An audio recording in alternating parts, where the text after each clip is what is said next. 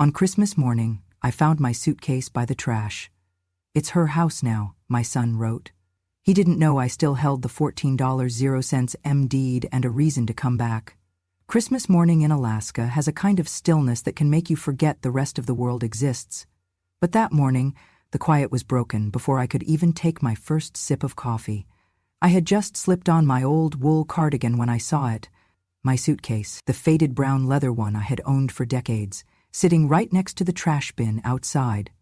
Snow had gathered on its seams like frost on a forgotten gravestone. I opened the front door, my breath turning to mist in the icy air, and stood there, staring. Riley was already on the porch, arms crossed, wearing that smirk she reserved for moments she wanted to make sure I felt small. "Your suitcase is the most rancid thing in this house," she said, her voice dripping with mock sweetness. "From now on, this is Lily's house. You should take that and disappear."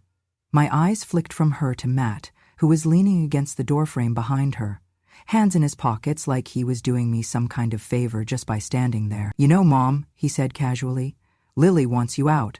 I'm just respecting her wishes." His tone was calm, but the way his eyes avoided mine told me this had nothing to do with Lily's wishes and everything to do with his own. Then Alex appeared, all 6 feet of arrogance, bouncing a basketball against the porch rail before letting it drop onto the snow. "Old lady," he said with a laugh that sounded more like a bark, "why don't you go live on the street so we can breathe around here?" He kicked the ball into the yard, like even it didn't deserve to be near me. I looked past them to the staircase inside. Lily was standing halfway down, her hands gripping the banister, eyes wide and glossy. She didn't say a word, but her mouth pressed into a tight line told me she wanted to. She was 22 now, but in that moment she looked like the scared little girl I used to pull into my bedroom when the shouting downstairs got too loud. I stepped forward, and Matt moved just enough to make it clear he wasn't going to help me carry the suitcase. I didn't ask him to. I bent, grabbed the handle, and felt the cold bite into my fingers. The snow crunched beneath my boots as I stepped off the porch. The wind swept hard enough to push the edges of my coat open, and I pulled it tight, the suitcase rolling awkwardly over the uneven path. Behind me, the door slammed shut, with a sound that echoed in the winter air, a sharp finality that could have been mistaken for the crack of a rifle. I didn't look back. I knew if I did, I'd see Riley leaning against the frame, satisfied, Matt disappearing into the kitchen like this was just another chore he'd checked off, and Alex probably still laughing. I walked toward the road, my breath fogging in front of me, the snowflakes landing on my cheeks, stinging like tiny pinpricks. The cold was deep, but not as deep as the hollowness in my chest. They thought this was the end of me. They thought throwing me out on Christmas morning would be the last chapter of my life. They had no idea that I still held the one thing that could shatter every lie they'd built, the $14 million 0-cent deed to the house they stood in, and something else far more dangerous, the truth. And I wasn't done with them yet. I have lived long enough to know that cruelty rarely blooms overnight. It grows quietly, in the shade, watered by ego and entitlement. Matt had been that way since he was a boy, proud, headstrong, convinced the world should bend to him. Even then, I saw how his eyes lit up when a boy excelled at sports, and how they dimmed when it was a girl doing the same. When Lily was born, I thought maybe the sight of his daughter's tiny hands, her little breath puffing in the hospital air, might soften him, but I was wrong. The day he held her for the first time, his smile faltered the moment the nurse said, "It's a girl." By the time she was 3, he'd perfected the art of ignoring her, dismissing her drawings, her questions, even her attempts to hug him. When he did pay attention, it was to correct her in that sharp, cutting way that leaves marks you can't see. By the time she was 10, he'd stopped pretending to be a father and started treating her like a disappointment. Alex was the opposite story. He wasn't even mine to raise. But Matt doted on him like he was a prince. He excused every tantrum, defended every mistake, even when Alex's behavior crossed the line into outright cruelty. From the time he could walk, Alex had a smirk that told you he believed he was untouchable. When Lily was grounded for talking back, Alex could hurl a toy at my head and be rewarded with ice cream. He learned early that respect was optional, especially toward me. "She's old, she won't remember," he'd say right in front of me, and Matt would laugh. Years earlier, before Riley had fully woven herself into our lives, Matt's bad investments left him with nothing. I had the means to help. Not much, but enough. I signed papers making Lily and me co-owners of the house, a safety net so there would always be a place for her. At the time, Matt thanked me, said I was saving the family. But gratitude has a short life in some people. All those years, I kept a single envelope hidden in the locked box beneath my bed. Inside was the truth that could rip Matt's entire world apart. The DNA test results from decades ago, proving he was not my biological son. I'd learned the truth after my husband passed, when sorting through his things led me to hospital records that didn't match. I sent in a DNA kit, and the results came back clear. Matt was the son of my husband's brief, shameful affair. I never told him. I never told anyone. I told myself it was because I wanted to protect my husband's dignity, to preserve what little peace remained in our family. But part of me also hoped that if I just kept loving Matt as if he were truly my own, he might grow into a man who deserved that love. I thought my silence was mercy. Mercy, it turns out, is wasted on those who mistake it for weakness. It was the night before Christmas Eve, the house filled with the smell of roast meat and spiced cider, the kind of warm holiday air that fools outsiders into thinking a family is happy. I had spent weeks knitting scarves for everyone, using leftover yarn I'd saved from years gone by. My fingers had worked late into the night, each stitch carrying the quiet hope that maybe, just maybe, they'd see the love behind it. When it was my turn to hand out gifts, I walked over to Alex first. "Merry Christmas, sweetheart," I said, offering him the scarf in a deep forest green, his favorite color. He took it, unrolled it halfway, and then tossed it onto the coffee table with a smirk. "You think anyone wants this junk? You can buy one like this for $5 at Walmart," he said loudly enough for the whole room to hear. A few guests chuckled awkwardly, unsure whether to laugh or look away. My cheeks burned, but I kept my smile. Before I could respond, Matt's voice cut through the murmurs. "Don't mind her," he said to a couple from his office. "My mom just stays here. She doesn't really contribute. It's more of a charity situation." He chuckled, sipping his drink, his eyes sweeping the room for approval. I felt Lily stiffen beside me. "That's not true," she started, her voice trembling but steady enough to carry. "Grandma," but she stopped when Matt turned his gaze on her. It wasn't loud or violent, just a look. Sharp, cold, a warning she'd known her entire life. Her shoulders dropped, and she pressed her lips together, retreating into silence. Riley, never one to miss an opening, leaned against the kitchen doorway, swirling her wine.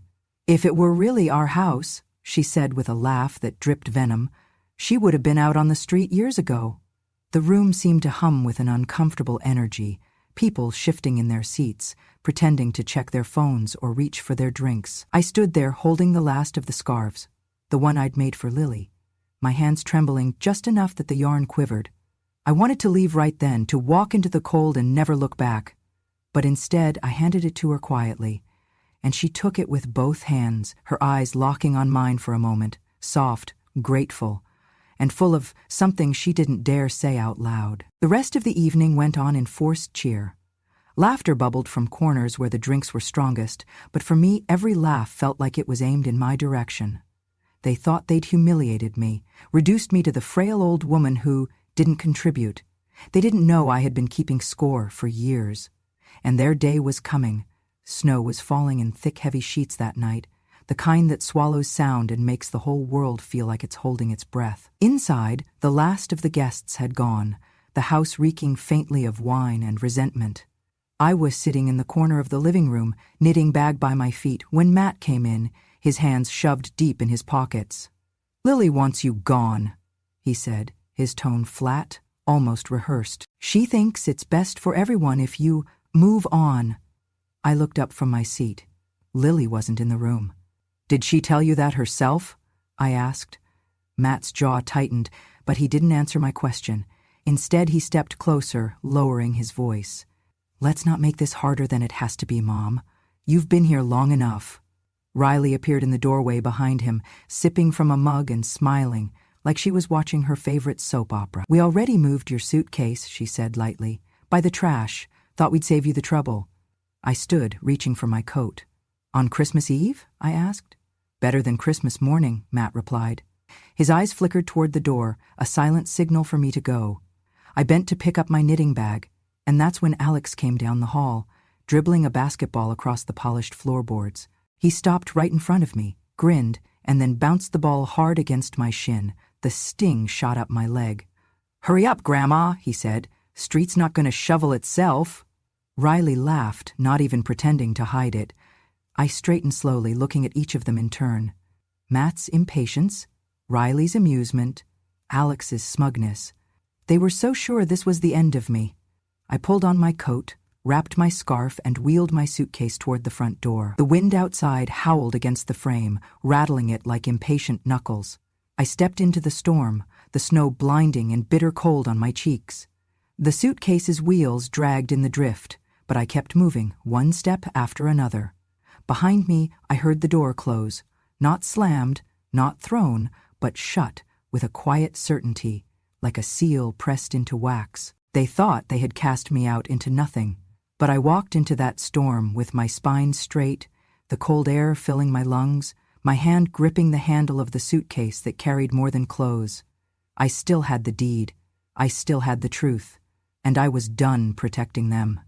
The courthouse was warm, almost stifling, but my hands were ice-cold around the leather folder I had carried in with me. The judge's bench loomed above us, the wood polished to a mirror sheen, the state seal glinting in the light. Matt sat at the opposing table, in a dark suit that did nothing to hide the tension in his shoulders. Riley was beside him, looking bored, and Alex slouched in the row behind them, chewing gum like it was a joke. Lily sat next to me, her hands folded tight in her lap, her eyes fixed on the floor. When the judge called our case, I rose slowly, my knees protesting, but my back straight. "Your Honor," I began, "I am here to establish the truth and to protect my granddaughter." I laid the first document on the evidence table, the co-ownership deed. This house was never solely Matt's. 5 years ago, I signed as co-owner with Lily to keep a roof over all of our heads when Matt's debts nearly took it away. Without my signature, he would have lost it then. The second folder I placed down contained photographs and written statements, Lily's bruises, the reports she was too afraid to file at the time. "This," I said, my voice tightening, "is the evidence of the harm Matt has caused his daughter. Physical, emotional, and deliberate. This is why she asked for my help." The third envelope was heavier, its contents rattling slightly as I set it down. "And this," I said, locking eyes with Matt, "is the DNA result I have kept hidden for decades. Matt is not my biological son. My late husband fathered him during an affair. I have known this for years, but I chose silence, for his sake, for my husband's memory. That silence ends today." A murmur rippled through the courtroom, the kind that carries disbelief and gossip in equal measure. Matt's face darkened, his fists clenching on the table. "You," he began, but I held up my hand. "I am not finished," I said, and from my folder came the final set of papers, medical records. Matt has been diagnosed with severe oligospermia. In plain terms, he cannot father children naturally, which means Alex is not his biological son either. The silence that followed was absolute. Even the judge sat back slightly, letting the weight of it settle. Riley's eyes darted to Matt, then away, her lips pressing into a thin line. Alex straightened in his seat, confusion replacing his usual smirk. Matt surged to his feet, pointing at me. "You planned this. You waited all these years just to stab me in the back." His voice cracked with rage, echoing off the walls. "No," I said, my tone calm but unyielding. "I waited because I hoped you might grow into a man worth protecting. But instead, you used every ounce of my patience to sharpen your cruelty. You hurt your daughter. You humiliated me. You built your life on lies. Now the truth is here, and it is not leaving this room." The judge banged the gavel, calling for order, but I didn't need to say more. My evidence sat on the table, unshakable. And for the first time in decades, Matt had nothing to stand on. Matt was still standing, his face flushed a dangerous shade of red, when I turned slightly toward him and let my voice cut through the courtroom's hum. "Matt," I said, each syllable deliberate, "are you certain Alex is yours?" The words landed like a stone dropped into still water. Riley's head snapped toward me, her eyes narrowing, the color draining from her face. Matt froze, his mouth opening but no sound coming out. From my folder, I pulled a printed stack of text messages, every one of them dated, every one of them preserved exactly as they appeared. I handed them to the bailiff, who delivered them to the judge. "These," I said, "are messages between Riley and a man named Cole Henderson. They date back 18 years. In them, Riley speaks about being pregnant and how she hopes Matt won't question the timing." The judge scanned a few lines before looking over his glasses at Matt. Riley shifted in her seat, her hands gripping the edge of the table so tightly, her knuckles blanched. I kept my eyes on Matt. "You see? You have been so eager to shame and discard me, to accuse me of betrayal, but the truth is, you have been raising another man's child while mistreating the daughter who has always been yours, in every way but blood." Alex shot to his feet, his voice loud and raw. "You're a damned liar. You're nothing but a bitter old witch who wants to wreck our family." His words dripped with the same arrogance he'd learned from Matt. I didn't flinch.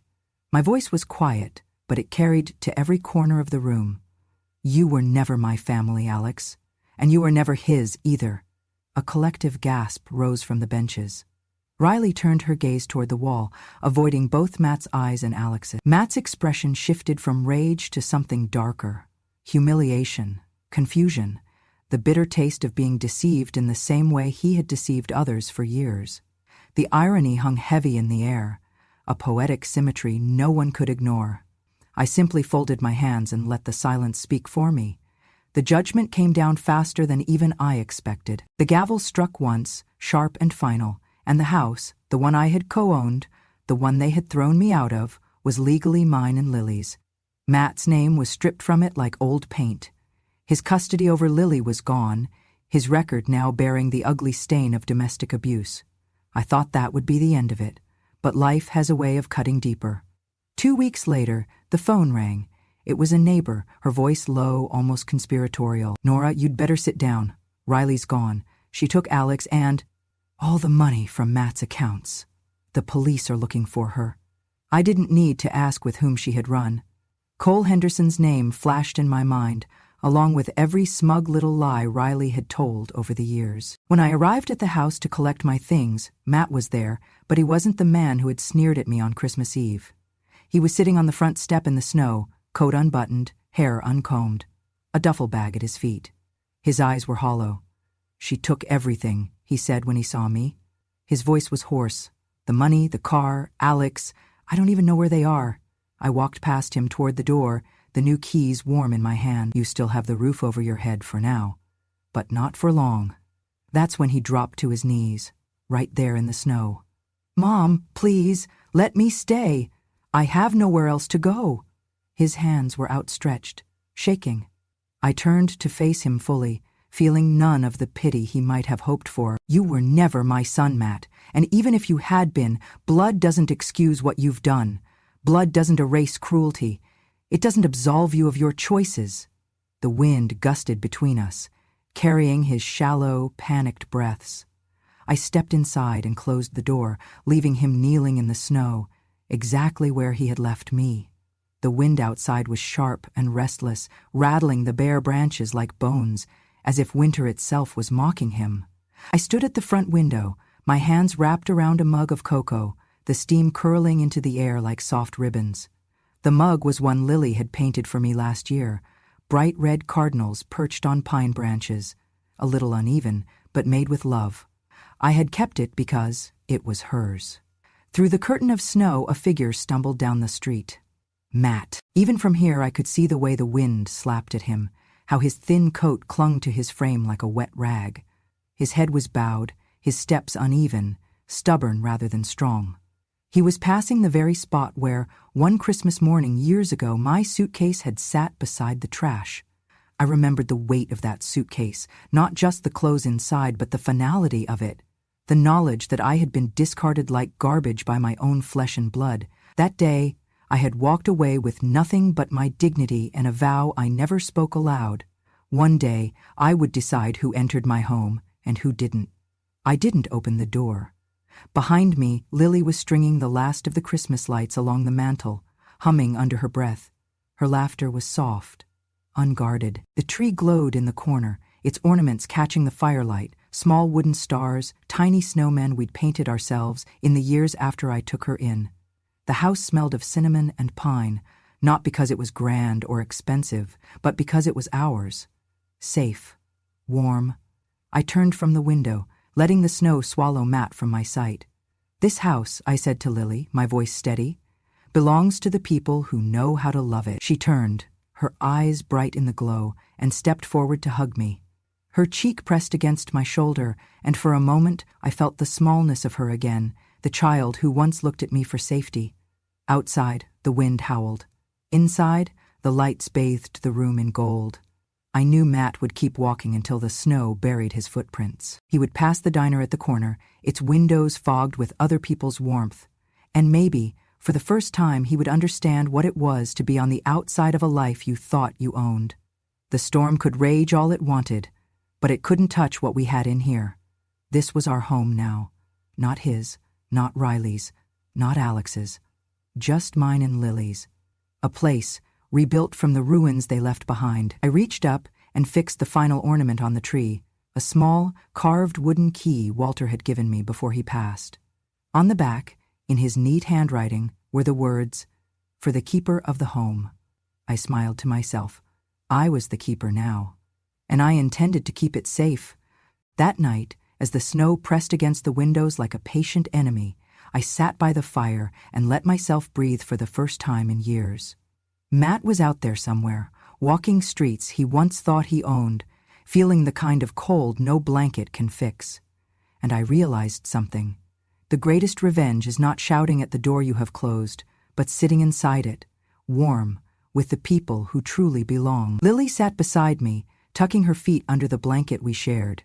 "Grandma," she said softly, "I don't miss them."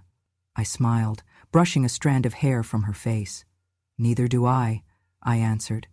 Outside, the wind carried away the last echoes of their cruelty, leaving only silence, not emptiness, peace. That winter was the last time Matt ever stood on my street. Months passed, and life began to grow in the spaces they had once poisoned. Seasons turned quietly, each one stitching a little more light into our lives, until the day came when the snow finally melted and the air smelled of lilacs again. 2 years later, winter had given way to spring, and the air smelled of thawed earth and blooming lilacs. The little church in town had been dressed in white ribbons and fresh flowers, the pews polished until they gleamed. It was Lily's wedding day. That morning, she had come into my room in her gown, ivory lace that shimmered when it caught the light. She carried herself with the quiet confidence of someone who had survived more than her share of storms. In her hair, just above the veil, was the brooch I had worn on my own wedding day. "You'll be in the front row," she told me, her voice firm. "You've been my mother in every way that matters. I want you to be the first person I see when I walk in." The words caught in my chest, and for a moment I couldn't speak.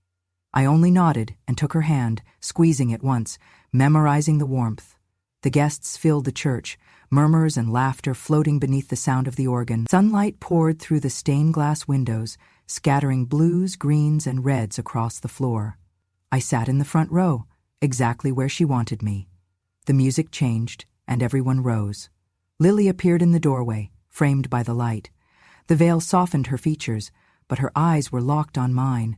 She smiled, steady, certain, and mouthed, "Thank you." And that was when I saw him. Matt stood at the back of the church, just inside the open doorway. His hands were shoved into his pockets, his shoulders hunched as though he was trying to make himself smaller. He wasn't invited. He had no right to be here. But there he was, watching. I had heard from a mutual acquaintance that he had been drifting from place to place, and I suppose word of Lily's wedding found him in whatever shadow he was calling home. For a moment, our eyes met. His were full of something I had never seen in him before. Not anger, not pride, but the hollow ache of a man who realizes too late that the door has been closed forever. I turned my gaze back to Lily without a second thought. He didn't try to come forward. Maybe he knew what would happen if he did, or maybe he finally understood that he had no place in her life anymore. Lily reached the altar, her groom waiting with an expression that made me believe in second chances. The vows were spoken, promises made, and when they kissed, The church erupted in applause. I rose with everyone else, clapping, but my eyes flicked to the back. Matt was gone. No sound, no goodbye, just a shadow slipping away. At the reception, beneath strings of fairy lights, Lily made her way through the crowd to where I sat. She lifted her glass and called for quiet. "This woman," she began, her voice steady, "saved me. Not just from a house, but from a life that would have broken me. She gave me a home, she taught me love, and she showed me that family is chosen by the heart, not the blood." Applause erupted, glasses clinked, and I blinked back tears. Somewhere out there, maybe leaning against the dark side of the building, Matt might have heard her words. If he did, I hoped they sank into him like the cold had that Christmas night. Because some doors once closed, never open again. That night, after the guests had gone and the last lantern was blown out, Lily and I sat together under the stars. She leaned her head against mine, her wedding ring glinting in the moonlight. "You kept me safe," she whispered.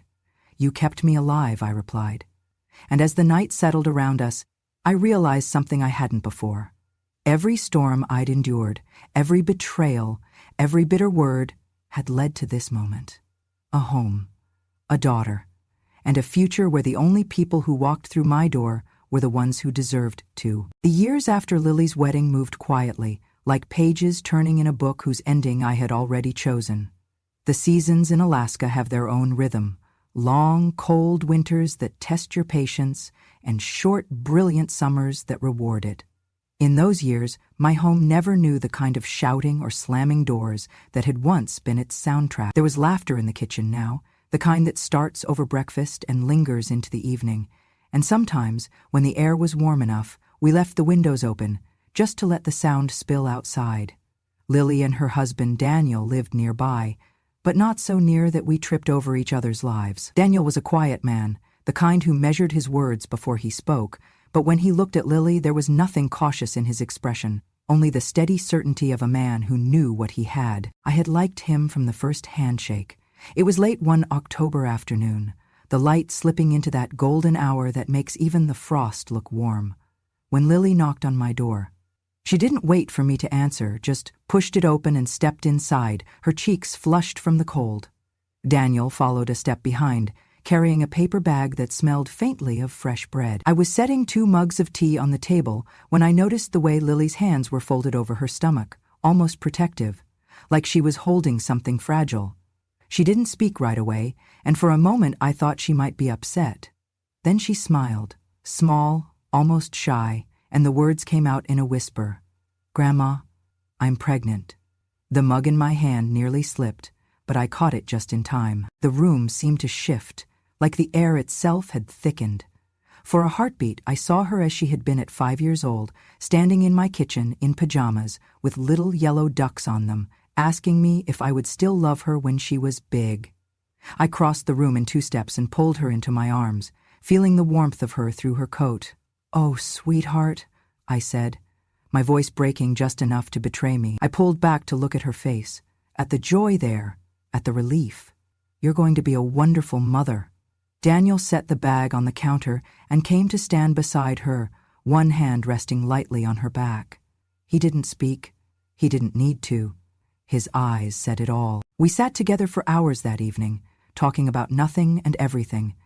Baby names, the small nursery in their house, the way the light came through its one window in the morning. Lily laughed at my suggestion of Eleanor and pretended to consider Walter if it was a boy. It felt like we were weaving a blanket out of our words, something warm enough to wrap around the child we hadn't yet met. It wasn't until a week later that the past came knocking again. The mail had just been delivered when I saw it, a small package sitting on the top of the stack. No return address, but the handwriting on the label was unmistakable. Matt's. I hadn't seen him since the wedding, when he had appeared like a shadow at the back of the church and slipped away before the reception. I had no interest in seeing him now, but the package wasn't addressed to me. It was for Lily. I called her, and she came by that afternoon, still in her work clothes, her hair pulled back in a loose braid. Daniel was with her, his hand brushing hers every time they stepped around each other in my small kitchen. "This came for you," I said, sliding the package across the table. She frowned, reading the label, and then glanced up at me. "It's from him." The words were heavy in her mouth, as though speaking them gave them more weight than they deserved. She didn't open it right away, just turned it over in her hands, like she was trying to feel its contents through the paper. Daniel stayed silent, leaning against the counter, his eyes on her face. He wasn't going to tell her what to do, and I could tell he trusted her enough not to need to. Finally, she looked at me. Should I open it? The question was more than just about the package. I could hear it in her voice. Should I let him in? Should I take even this much from him? I didn't answer with words. Instead, I reached across the table and laid my hand gently over hers, then let it slide down to rest lightly on her stomach. She was only just starting to show, but I could feel the warmth there, the quiet promise of life. I met her eyes and smiled, not the polite kind you give to strangers, but the deep, steady smile that says, I see you, I know you, and I will always be on your side. Her eyes softened, and she set the package on the table without opening it. No, she said finally, he doesn't get to be part of this. Daniel moved then, crossing the room to stand beside her. He slipped his arm around her shoulders, his other hand resting briefly on mine. It was a small gesture, but in it was something unshakable. Gratitude, trust, love. We sat like that for a long moment, the three of us connected by something far stronger than the blood Matt had once used as his weapon. Later, after they had gone, I picked up the package and turned it over in my hands. Whatever was inside didn't matter, not anymore. I set it on the porch in the snow, and by morning it was gone. Maybe the wind took it. Maybe someone else did. Either way, it was no longer ours to worry about. The winter deepened, and with it came preparations for the baby. Lily and Daniel painted the nursery a pale yellow, the kind that catches the sun and turns it into gold. I crocheted a blanket in soft cream yarn, the stitches looping together like the years we had shared, some tight, some loose, but all holding. One evening, as the first heavy snow of the season fell outside, Lily came over with a sonogram picture. She held it out to me, her smile wide. "Meet your great-grandchild," she said. I took the photo in my hands, tracing the tiny, perfect curve with my thumb. "They have your nose," I said, and she laughed. That night, after they left, I sat by the fire with the picture on the table beside me. The shadows danced on the walls, and for the first time in decades, I felt like every part of my life, every wound, every betrayal, every storm, had led to this warmth, this peace. When the baby came in late spring, the world seemed to bloom all at once. The lilacs outside the church where Lily had been married opened on the same day, their scent spilling into the air like a blessing. In the hospital room, Lily lay propped against pillows, her hair damp with sweat, the baby swaddled in her arms. Daniel stood beside her, his hand resting protectively on her shoulder, his eyes never leaving her face. I stepped closer, my knees aching but steady. Lily looked up at me, her eyes bright. "Grandma," she whispered, "meet Eleanor Grace." I touched the baby's tiny hand, feeling the fingers curl instinctively around mine. "Hello, Eleanor," I said softly. "Welcome home." Matt never came to the hospital. I don't know if he even knew she had been born. But as I stood there, with Lily and Daniel and this perfect little life, I realized it didn't matter. He had chosen his absence long ago. We took Eleanor home 2 days later, and as I carried her into the house, I thought of the storm years before, the cold that had bitten into my bones as I dragged my suitcase through the snow. I thought of the slammed door, the laughter behind it. And then I looked around the room, at Lily, rocking her daughter, at Daniel unpacking tiny clothes, at the sunlight spilling across the floor, and I knew the truth. The storms had come and gone. The house was still ours. And now, there was another generation to love it. Matt could keep his packages, his apologies, his absence. We didn't need any of it. We had each other. And we had a future that would never belong to him. If you felt every sting of betrayal, every quiet victory, and every ounce of justice in my story, then you already know why I tell them. These aren't just tales, they're truths. I have lived long enough to learn that revenge doesn't always roar. It often arrives quietly, with the sound of a key turning in a lock that no one else can touch. So if you want to hear more true stories from a woman who has seen the worst of people and still found the best way to win, subscribe to Grandma True Stories. I have more to tell, and you don't want to miss what comes next.